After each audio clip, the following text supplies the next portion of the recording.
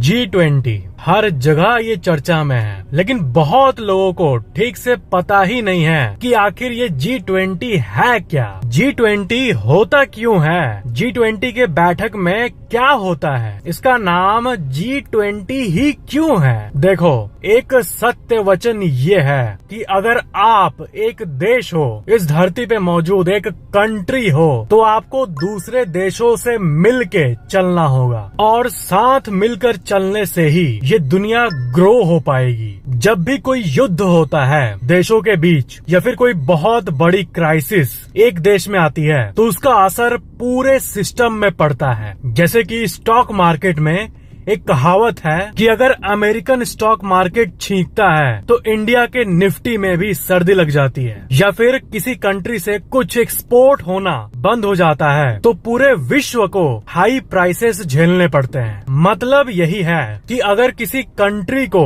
अच्छी इकोनॉमी चाहिए तो सभी कंट्रीज का कोऑर्डिनेशन बहुत जरूरी होता है। लोगों के पास पैसे ही नहीं होंगे तो वो खरीदेंगे क्या, और प्रोडक्ट्स को ही नहीं खरीदेंगे तो कमाई कहाँ से होगी। ये एक इकोनॉमिकल साइकिल है जो कि युद्ध और बाकी चीजों से डिस्टर्ब हो जाती है। तो कई देशों ने ये फील किया कि इंटरनेशनल लेवल पे एक ऐसी सिस्टम होनी चाहिए जहां पर सारे देश बैठकर बात कर सके और सिर्फ अपने देश के ही नहीं बल्कि पूरे अर्थ की इकोनॉमी को साथ मिलकर बढ़ा पाए, इस पे बात हो सके। इकोनॉमी एक्चुअली में हर देश के कोऑर्डिनेशन और सपोर्ट के चलते बढ़ती है। अगर साथ मिलकर सब काम न करे तो इकोनॉमी पूरी तरह से खुल नहीं पाती। तो इसी के चलते G20 को बनाया गया साल 1999 में। G20 का फुल फॉर्म है ग्रुप ऑफ 20 कंट्रीज, और ये एक फोरम है, यानी एक डिस्कशन वाली जगह है। इसमें 19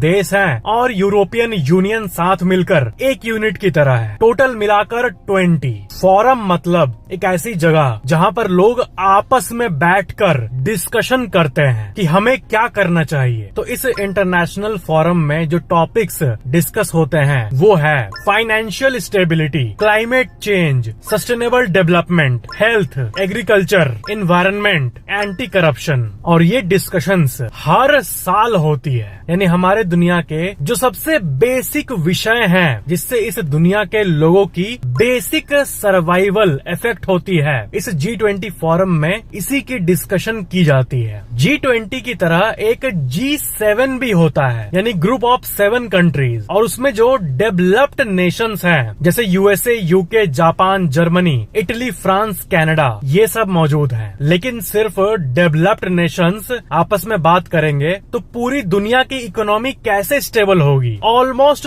200 देशों में से सिर्फ 7 का ग्रुप है ये G7, यानी डेवलप्ड नेशन का ग्रुप। तो क्योंकि इतने से काम नहीं चलता, फिर आया G20, यानी 20 नेशंस का ग्रुप, जिसमें डेवलप्ड नेशंस भी है और डेवलपिंग नेशंस भी है, और सब मिलकर आपस में बात करते हैं। और G20 में जो देश हैं वो है Argentina, Australia, Brazil, Canada, China, France, Germany, India, Indonesia, Italy, Japan, Mexico, south Korea, Russia, Saudi Arabia, south Africa, Turkey, United kingdom यानी UK, USA और EU यानी यूरोपियन यूनियन। टोटल पूरे धरती का जितना बिजनेस होता है उसका 80% सिर्फ इन्हीं 20 देशों से आता है। आप सोच के देखो, हमारी धरती पे ऑलमोस्ट 200 देश मौजूद हैं। एग्जैक्टली बोलूं तो 195, बट इसमें से 175 कंट्रीज मिलाकर विश्व का 20% बिजनेस ही है। बाकी जो ये सिर्फ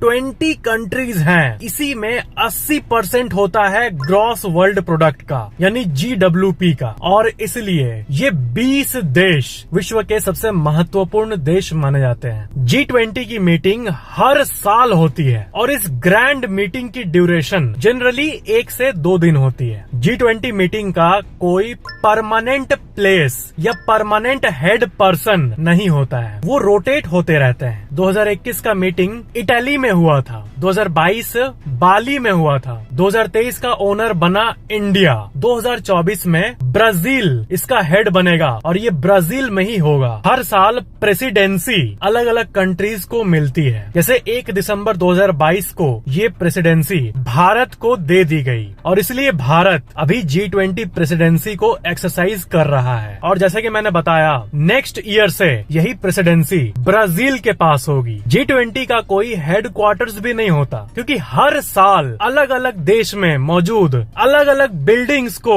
एज हेडक्वार्टर्स यूज किया जाता है। G20 की इतनी डिटेल्स तो जान लिया आपने, लेकिन इसको लेकर कई कंट्रोवर्सी भी हुई है। जैसे कि आप लोग को पता होगा, G20 में डिस्कशंस बहुत चीजों की होती है, जिससे इन्फ्लुएंस तो बहुत सारी चीजें होती है दुनिया में, लेकिन G20 के पास डायरेक्टली कुछ इन्फोर्स करने की ताकत नहीं है, एग्जीक्यूटिव पावर्स नहीं है, एबिलिटी टू इन्फोर्स रूल्स ये नहीं है G20 के पास। और इसी बात की डिबेट है। G20 में एक देश दूसरे देश को रिकमेंडेशन दे सकते हैं कि हमें ऐसा ऐसा मिलकर करना चाहिए, लेकिन कोई एग्जीक्यूट करने की ताकत नहीं है, एक अथॉरिटी बॉडी की तरह। लेकिन फिर भी डिस्कशंस भी बहुत महत्व के होते हैं। डिस्कशंस से जो थोड़ा इन्फ्लुएंस भी होता है सभी देशों में, उसी के चलते सभी देश को बहुत फायदा होता है। सबसे ज्यादा अगर किसी चीज को ये G20 बैठक इफेक्ट करती है तो वो है ग्लोबल इकोनॉमी, यानी पैसे की दुनिया। यानी इनडायरेक्टली आपके जेब पे असर डालता है ये G20। कितना एवरेज इनकम बढ़ रहा है, कितना इन्फ्लेशन चल रहा है, देशों के बीच में कनेक्शन कितना मजबूत है, ये सब चीजों का असर आपके जेब पे होता है। ये सारी चीजें आपस में कनेक्टेड हैं और इसी के चलते आम जनता भी G20 को इतना महत्व देती है। तो यही था G20